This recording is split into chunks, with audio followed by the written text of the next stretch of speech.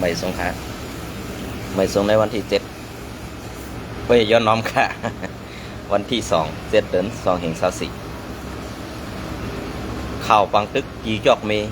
เป็นห้าวแห้งแหละไผ่ใหม่เพื่อนคนเมืองอีกจ้องหมุนเจ้าซะไหนเฮาขาดพี่น้องคนเมืองไทยดีป่องเสยเสยดีว่นถึงลองอันการพ่อมห่มไตเมืองเจ้าหนังในดับซึกปีวันไทยอำโลไลเสยใหญ่ปึงอิงอันวันนั้นเพราะว่าเขาเก็บลูกหลานพ่อแม่พี่น้องคนเมืองไทยกว่าเฮ็ดซึกพ่อในสึงยาปีกว่าละลาค่ะ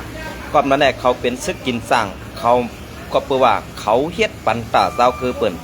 เมืองเจ้าหนังเพียวม้วยเมืองไทยปอดของเพียวม้วยอาศีแดดเจ้าเอาห่มลมปันพ่อแม่พี่น้องคนเมืองไทยปอดของในวันเมื่อไรเขาขาพี่น้องคนเมืองไทยปอดของดีปองเซอร์ตีในเสโดไลเลี้ยงเข้าปล่อยเข้าซุ้มโคเขียวพีว่าตีวันห้ามนั่นเย้านะครับไม่ทรงค่ะ